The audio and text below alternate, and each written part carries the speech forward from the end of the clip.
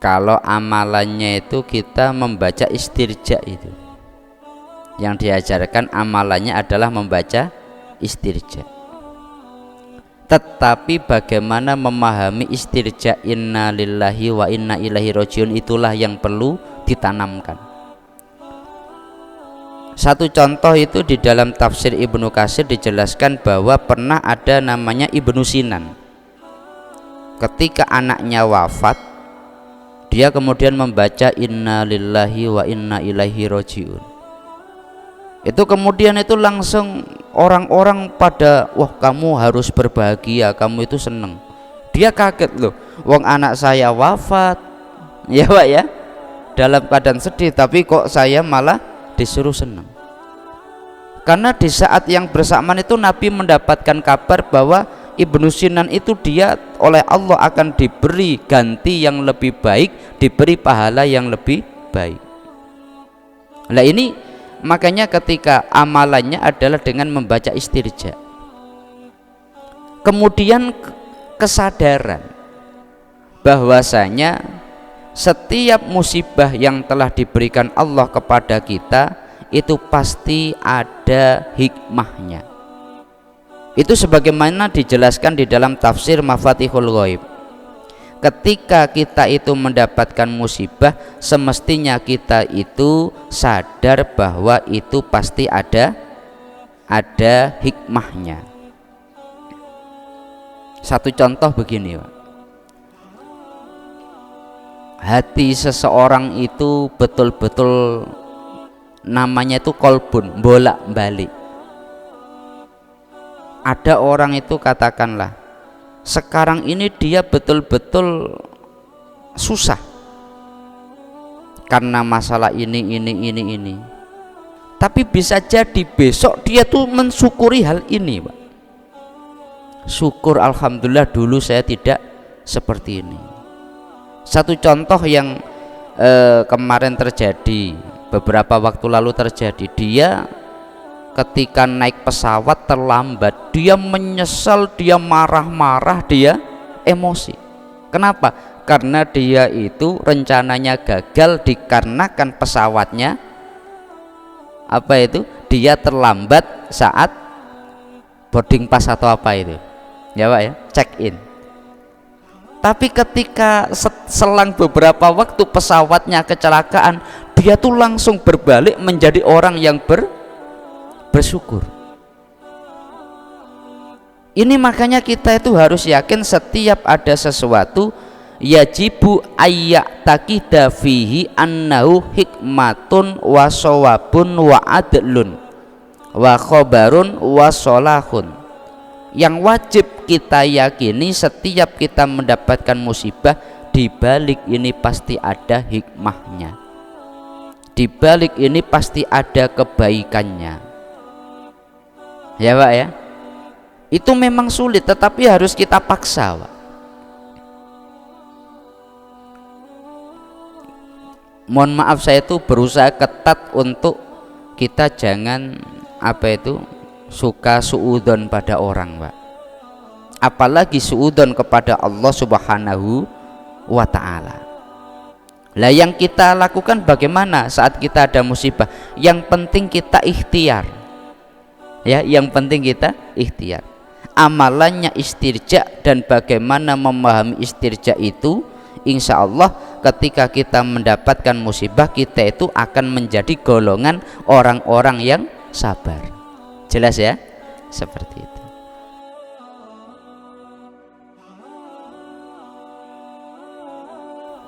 Ada namanya kaidah itu al-ajru biqadri ta'ab. Ya. Itu difahami dari satu hadis Nabi, maka muncul kaidah tadi. Al-ajru biqadri ta'ab. Pahala itu tergantung dari tingkat kesulitan.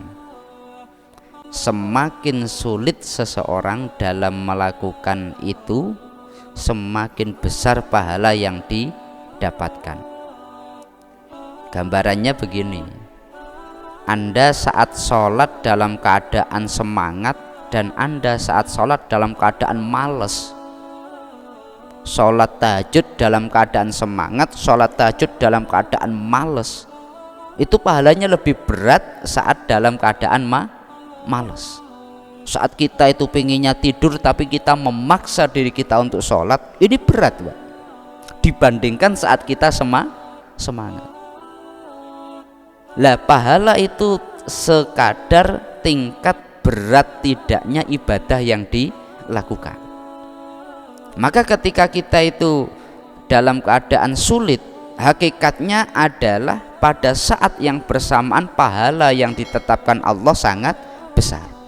Cuma orang dalam keadaan sulit kadang dia malah saat repot sholat nanti dulu lah, ya Pak ya, sholat nanti dulu lah. Terus tapi seberat-beratnya kita itu jauh dibandingkan dengan pada masa Nabi. Pada masa Nabi itu ngeri Pak, Masya Allah. Ada orang ngomong enak ya kita kalau hidup pada masa Nabi dulu, kita bisa bertemu dengan Nabi dan sebagainya. Belum tentu ketika kamu hidup pada masa Nabi kamu menjadi golongan mukmin Pak. Bisa jadi kamu kalau hidup pada masa Nabi menjadi golongan orang-orang yang melawan Nabi.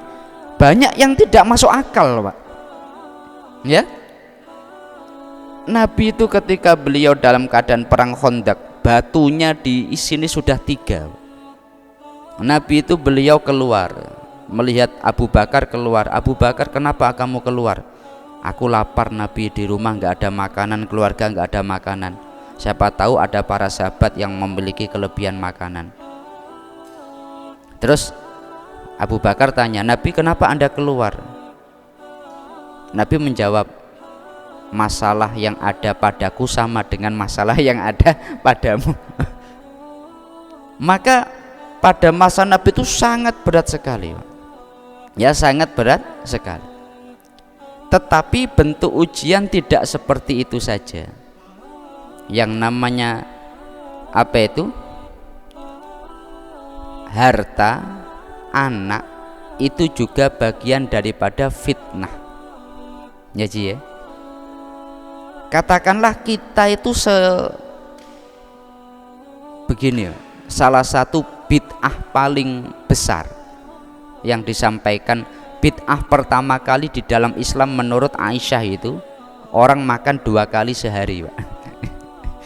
Orang makan 2 kali sehari itu bid'ah pertama di dalam Islam. Karena pada masa Nabi itu kadang makan 2 hari sekali, sehari 1 kali. Lah sekarang orang makan 3 kali sehari merasa kurang. Saya ulangi, orang sekarang makan 3 kali sehari merasa kurang. Aisyah mengatakan bid'ah pertama di dalam Islam itu adalah kebiasaan makan sehari 2 kali. Lah itu ketika kita sekarang ini, wah ini saya sulit dalam sesulit-sulitnya kita lebih sulit pada masa Rasulullah Shallallahu Alaihi Wasallam. Jelas ya Pak ya. Tetapi yang namanya ujian Allah tidak hanya dalam bentuk seperti itu Ji. Satu contoh, ketika kita memiliki jabatan, itu adalah hakikatnya ujian. Kita memiliki istri yang cantik, itu hakikatnya juga ujian. Kita memiliki anak, itu juga bagian ujian. Kalau kita bisa semuanya ditasarrufkan sesuai dengan syariat, maka kita lolos dari ujian itu.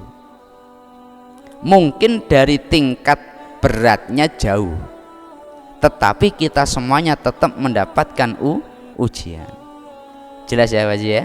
Jadi kalau untuk ingin mendapatkan ujian yang sama seperti pada masa Nabi, ini sulit, karena pada sekarang ini sangat jauh sekali. Kita sekarang sudah nyaman, sudah enak. Gambaran sederhananya tadi, bid'ah pertama di dalam Islam menurut Aisyah kebiasaan makan 2 kali sehari. Kenapa pada masa Nabi itu makan 1 kali sehari itu sudah dianggap baik ya, sudah dianggap baik. Karena kadang 3 kali sehari, 2 kali kadang 2 hari baru makan, 3 hari baru makan. Lah sekarang ini kita sehari makan 3 kali, kadang mengeluh nggak punya apa-apa ya Pak ya. Kita makan nggak pernah kurang. Yang kurang itu memenuhi selera kita. Kalau pada masa Nabi itu untuk memenuhi kebutuhan pokok itu yang kurang. Kalau sekarang ini memenuhi selera. Jelas ya Pak ya? Tetapi semuanya tetap ujian. Ketika kita sabar menjalaninya, maka kita juga akan mendapatkan kebaikan. Cuma nggak mungkin kita itu derajatnya akan sama dengan para nabi dan para sahabat. Minimal kita ya masuk di level kedua atau level ketiga ya. Tapi selama kita mukmin, kita pasti akan masuk surga. Jelas ya, seperti itu. Ada banyak ulama menyebutkan bahwa hadis-hadis keutamaan daripada Rajab itu dhaif. Menurut Ibnu Hajar, menurut Imam Nawawi itu enggak ada satupun yang sahih seperti itu. Tetapi tidak ada dalil yang melarang. Ini ingat Pak,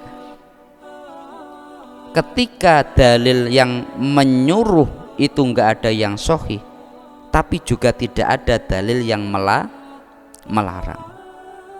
Maka untuk melakukannya Anda jangan karena enggak ada dalil yang sahih kemudian melarang, karena enggak ada dalil yang melarang. Orang sering kebablasan begini, wah enggak usah puasa Rajab, itu kan enggak ada dalil sahihnya. Iya, enggak ada dalil sahih yang menganjurkan, tapi juga enggak ada dalil sahih yang melarang. Satu contoh begini, Anda puasa umpamanya kemarin sebelum masuk bulan Rajab, itu boleh apa enggak? Boleh Pak. Wah, karena ini hari Kamis saya puasalah sekalian. Wah, ini saya puasa. Selama puasa tidak pada 5 hari yang diharamkan, hari Tasyrik, Idul Fitri, Idul Adha, puasa itu hakikatnya sunnah Pak. Ya Pak ya. Tetapi orang sering kebablasan karena Rajab nggak ada dalil sahihnya, jangan dilakukan. Ini yang kebablasan. Kenapa?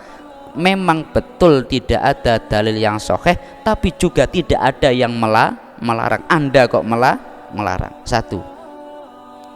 Yang kedua adalah dari sisi hadis-hadis itu memang tidak sahih. Tetapi banyak ulama menegaskan, ulama hadis menegaskan, selama hadis itu tidak hadis yang maudhu, hadis yang palsu, ini malah dilakukan dalam rangka fadhailul a'mal. Bisa dibaca di dalam kitab Al-Adhkar, itu malah seyogyanya kita melakukannya. Kenapa? Untuk fadhailul a'mal, keutamaan amal. Makanya ada beberapa ulama ahli hadis pun dalam waktu Rajab puasa didasarkan hadisnya memang tidak ada yang sahih, tapi untuk amal cukup dengan hadis dhaif sudah boleh. Jelas ya Pak ya? Kalau untuk hukum itu memang harus sahih, hasan sahih, tapi kalau fadhailul a'mal dilakukan itu dhaif juga boleh. Jelas ya Pak ya? Oleh sebab itu saudara kita yang puasa itu juga baik. Yang tidak puasa ya Anda nggak mendapatkan dosa. Tapi yang kebablasan adalah ketika tadi dia sampai melarang. Karena yang dilarang itu kalau tidak pada 5 hal ini, yang melarang yang salah. Umpamanya kamu nggak usah puasa, itu nggak ada dalil. Loh, ini bukan waktu yang dilarang puasa, kok Anda malah melarang puasa. Nah itu makanya di dalam anjuran puasanya itu masuk pada keumuman dalil puasa. Selama tidak di 5 hari ini maka puasa boleh. Jelas ya? Itu kalau dari sisi puasa. Kalau dari sisi yang lain Pak, bulan Rajab itu memang bulan yang spesial. Satu contoh, Nabi Muhammad mulai Sayyidah Aminah ibunda Nabi Muhammad mulai mengandung Nabi Muhammad bulan Rajab. Imam Syafi'i wafat bulan Rajab. Sultan Salahuddin Al-Ayyubi menaklukkan Palestina itu tanggal 27 Rajab, persis dengan Isra Mi'raj Rasulullah sallallahu alaihi wasallam. Bulan Rajab itu termasuk arbaatun hurum, 4 bulan yang mulia, Dzulqa'dah, Dzulhijjah, Muharram, dan yang satu nyempal yakni Rajab. Ini disebut 4 bulan mulia. Minha arbaatun hurum, dari 12 bulan 4 bulan ini mulia. Kalau Dzulqa'dah orang karena persiapan mau haji, Dzulhijjah artinya waktu untuk haji, Muharram ini waktu untuk orang balik ke kampungnya setelah melaksanakan haji. Maka ini dilarang perang ini, karena ini waktu untuk semua ibadah. Lah Rajab itu nyempal, tetapi Rajab itu disebut bulannya Allah. Kenapa? Di bulan Rajab Ka'bah itu dibuka, Pak. Kalau dalam sejarah Ka'bah dibuka, kiswahnya dibuka, pintunya dibuka. Kenapa? Ini Ka'bah adalah Baitullah, orang yang hadir hamba Allah, semuanya milik Allah, sekarang bulannya Allah, maka ya semua dibuka. Rajab itu disebut Syahrullah, bulannya Allah. Maka Rajab itu memang bulan yang mulia. Kita ketika melaksanakan puasa di waktu-waktu yang mulia itu sunnah, ya sunnah. Jelas ya Pak ya. Jadi memang betul tidak ada dalil yang sahih dalam puasa Rajab sebagaimana yang disampaikan Imam Ibnu Hajar dan imam-imam yang lain. Tetapi beliau menyampaikan ini tidak dalam konteks melarang, ya Pak ya. Yang perlu digarisbawahi itu, beliau menyampaikan itu tidak dalam konteks melarang, hanya menegaskan hadis-hadis di sana memang tidak ada hadis yang sahih. Cuma untuk mengamalkannya hadis dhaif dalam rangka fadhailul a'mal cukup. Jelas ya? Wallahu a'lam.